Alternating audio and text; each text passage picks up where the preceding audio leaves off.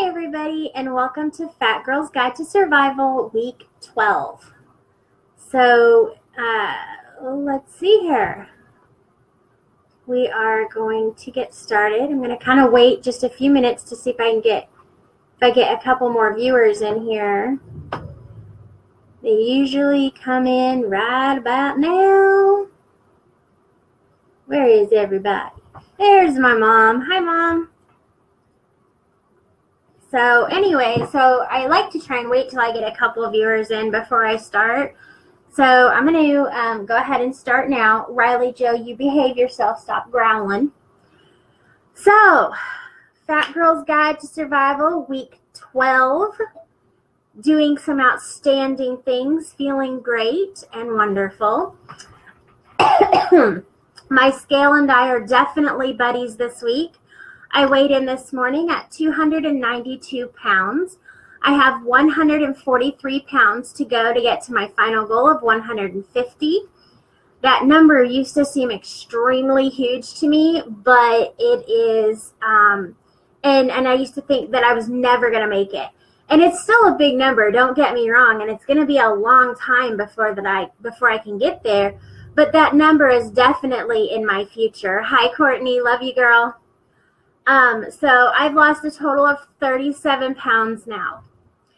My chest is 49 inches. I lost 3/4 of an inch. My waist is 49 1/4. I lost an inch and a quarter. And then my hips, those birthing hips of mine, stayed the same at 58.5. Hi, Daniel.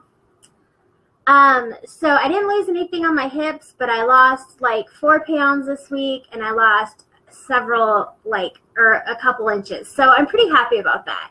Works out great for me. Made me very happy. So my week, I was kind of trapped in the house most of the week due to the weather. And I found myself pretty ticked off that I couldn't go on a bike ride because I found that I really, really love my bike rides. As a matter of fact, I went on one today. It was halfway decent out. So I was like, nope, Chris, we're going. Let's go. And off we went. And I actually went really far today. So I think I did about a mile today on my bike. So I'm pretty happy with that. If it wasn't a mile, it was just under it. So I'm pretty happy about that. That was a lot of fun. So mostly this week, I worked out on the Death Star, did some Wii boxing, and did some Stacy Zumba. FYI, Stacy Zumba is not sexy like real Zumba. Okay? Not at all. Not even remotely close. Like I sit there and when I imagine myself doing Zumba, I look really super sexy, like I'm Dirty Dancing sexy. But I know in my heart of hearts that there's Stacy Zumba and then there's real Zumba. Stacy Zumba is not sexy. So I was doing Stacy Zumba this week. Yesterday was an amazing day. I went out with my hubby and the kids and Alex's boyfriend. Alex is Lexi. Zach, and we had a lot of fun. We went down to Riverfront Park, and we took all the dogs with us because we're crazy, and had a lot of fun. I did walk. I even walked our biggest, most ill-mannered dog, which is Jack. So, and I kind of cheated. I knew that Jack would pull me. So that's why I walked the big dog, because I have to do less work if he's pulling me. But I did walk quite a ways in, and we were there for about an hour, maybe just a little more than an hour. But it was super, super cold out. So, and with me, the cold doesn't help my breathing. And stubborn me has forgotten to call the doctor, or maybe forgetful me has forgotten to call the doctor and ask about an inhaler yet again. So don't beat me, Mom. I will do it. I swear. I just keep forgetting. So anyway, we did that, and I did post some pics, so you'll have to check those out. I also posted a pic of the Big 4 Bridge. The Big 4 Bridge has been my mortal enemy, but I am going to try very, very hard to make it my friend very soon. So it's a 2-mile round trip, and it crosses the Ohio over into Indiana. And so when you walk over and then you walk back, it ends up being 2 miles. Now, I've crossed it in my wheelchair, no problem. But now Chris and I are going to start going to Riverfront Park as often as we can, and I'm going to try it, and I'm going to take some sidewalk chalk with me, and I'm going to walk all the way up the ramp as far as I can, and then I'm going to mark a little mark with sidewalk chalk, and then see if I can get past that point next time. That way, so I'm going to start training to do this bridge, basically. So I'm really looking forward to that. I can't wait. I hope when I do get to the point where I can walk all the way across the bridge that I can get a big group of people to walk with me. My Aunt Marcia said she might come, so I'm very excited about that. I'm thinking power in numbers, right? So if I can get a big group to go with me, we can, I can definitely do it with all the support. So anyway, so that was my week this week. Great weight loss, great exercise, doing things that are social that I normally wouldn't do, which would be going to a park. I just had a great time. So our topic, we have one topic this week, you guys, and it's something that I've been wanting to talk about for a long time. It's something that is very, very, very close to my heart and hits home with our family a lot, and that is bullying. So I've tried to avoid the subject. I mean, of course, we've talked about body shaming and we've talked about things like that, and that is definitely bullying, but I've avoided talking about just bullying, because we've had a lot of issues with that in our family, especially this last year and into now. Hi, Nick. So it's been really hard. And so not many of you know this. Some of you do, but not many of you do. Lexi, or Alex, has been bullied for a long time now, a very long time. And it's gone from minor verbal bullying to extreme physical bullying. She was beat up fairly badly last year, and it's left some long-term effects. And that's really all I can go into about that. I will say that it has shook her life and the life of our family as a whole right down to the roots, and left quite a few of those roots bare and exposed. So bullying is just no joke. And it affects kids from the time it happens clear up into adulthood, and it affects the entire family. I've heard it said that kids need to be bullied so that they learn that the world is not all cotton candy and unicorns. Well, kids are going to learn that soon enough, okay? They don't need to be bullied in school. Bullying is not a good thing. It's never a good thing.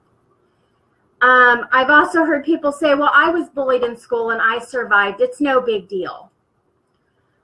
Bullying from 40 or 50 years ago to what it is now has changed dramatically. It's no longer just getting beat up on the playground or being called poor or fat or whatever. Now it's everywhere. You turn on your TV and there's bullying. Hi, Linda.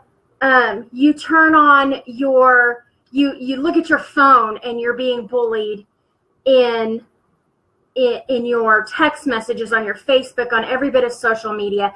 And you're right, Mom, school is supposed to be a safe place, and it's no longer a safe place.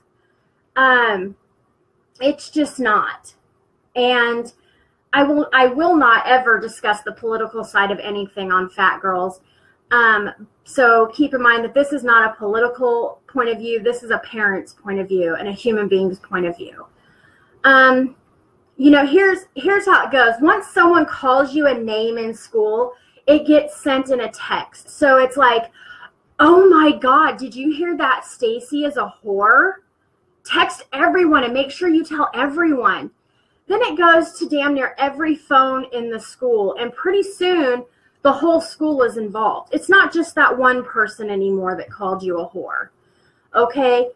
And maybe people don't say anything to you, but there's the looks like, we know you're a whore. And they don't say anything. Hi, Uncle Troy. But then maybe they do say something, and then maybe they shove you or hit you, or they just flat out beat your ass because one person said you're a whore, or one person said that you said something and you never said it. Oh, God damn it.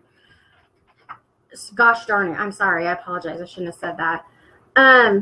Then, you know, that ass beating that they give you is recorded on 50 different cell phones. Then it's all over social media, and it's going to every single phone in school. And, you know, it doesn't stop. It's on YouTube. It's on Facebook. It's on Twitter. It's everywhere. So bullying no longer is just on the playground. It spreads like wildfire. It spreads.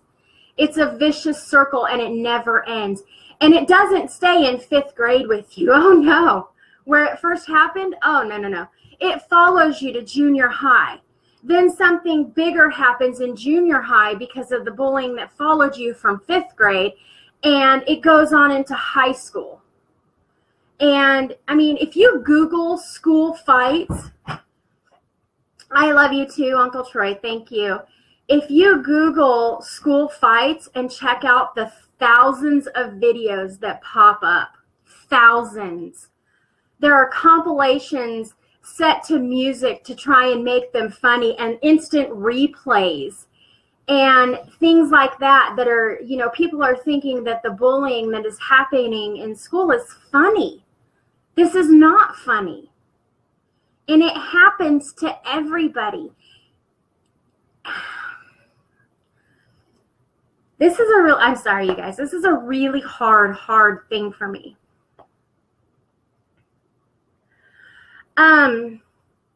You know, it's not funny. It's sad and it's pathetic. And some of the kids that are being bullied have lifelong debilitating effects. They may be mental, they may be physical, they can be both. Meanwhile, the bully is suspended for 3 days because your school system has a zero tolerance policy, and then comes back 3 days later pissed off that they got suspended and keeps bullying the kid that they just beat up. Or gets other people to bully them because they're pissed off that their friend got suspended for 3 days. So it just never ends. And it's terrible. How do we stop bullying? I have no clue. I have no clue how to stop this. You know, I'm not even going to pretend that I do.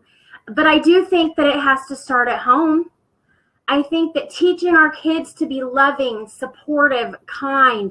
You know, the Help said it. You is smart. You is kind. You is important. Teach your kids that they're smart, that they're kind, that they're important. Teach them that they don't need to bully other kids to have good self-esteem or to make themselves feel better. They don't need that. What they need is love and kindness and nurturing at home, so they don't feel that they need to go over and beat some other kid's ass and make them feel like crap. Violence is not the answer, and they need to be taught that words hurt. That whole sticks and stones may break my bones, but words will never hurt me, that's bullshit. Words hurt. They hurt like hell. And our kids need to know this. We teach Lexi this. We teach Nick this. We teach Ryder this. We teach every kid we come in contact with. We let them know that bullying is not okay and that words hurt. So our kids, and don't get me wrong, they're not perfect by any means. Alex is the biggest smartass I've ever met in my life, and she's blunt, and she'll say whatever she feels like saying, but she also has that filter to know that she's not going to call somebody else fat. She's not going to call somebody else something horrible and make them feel like crap, unless she gets seriously pissed and she's provoked. Usually 9 times out of 10 she has to be provoked. But she's not a perfect kid because she's my kid. You know? I mean, seriously. Body shaming. Yeah, it is. It's just like body shaming, Mom. It hurts. And so Lexi was severely beat up last year, and by somebody who didn't get taught these things at home, I guess. And so I'm asking you to please teach your kids these things at home so this doesn't happen to other people's kids. Please teach your kids that it's wrong, that it hurts, and it can affect people's lives forever. I know our family has forever changed due to what happened to Alex last year. It's not going to be the same ever again. It will be okay. We'll definitely be okay because we're a strong family and we're supportive of each other.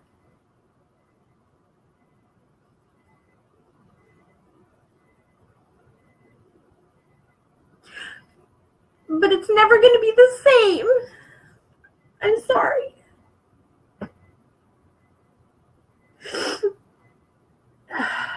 Okay. I'm sorry, guys. So Alex is a strong girl. She's opinionated. She's blunt. She marches to the beat of her very own different drummer. But she's kind. She's helpful. She's a fighter when it comes to her family and her friends.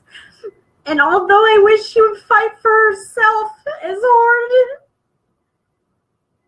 as she would fight for her family and friends, I would not have her any other way. I wouldn't change her for anything.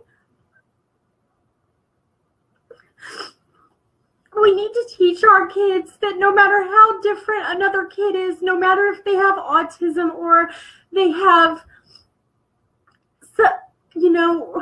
Down syndrome, they're just different. They don't dress like everybody else. They don't have the same amount of money as everybody else. That they don't deserve to be bullied. And they sure as hell don't deserve to be bullied to the point where they can no longer want to live or can no longer live a normal life. I didn't think it was going to be this hard. I'm sorry, guys. So I think I'm going to close Phat Girlz. It's not going to take as long as it normally does. I'm sorry. Our recipe of the week is oven-baked chicken. It's really good, and I'll post it if you want, or you can message me for the recipe. And thank you for watching Phat Girlz tonight. Remember to like, share, comment, rate.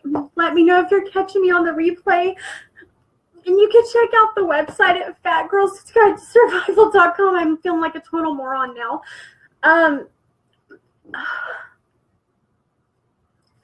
Remember, guys, we're not fat. We're PHAT, pretty hot and tempting. And all my guys out there, you're FHAT, fully hot and tempting. Thank you, and have a great week.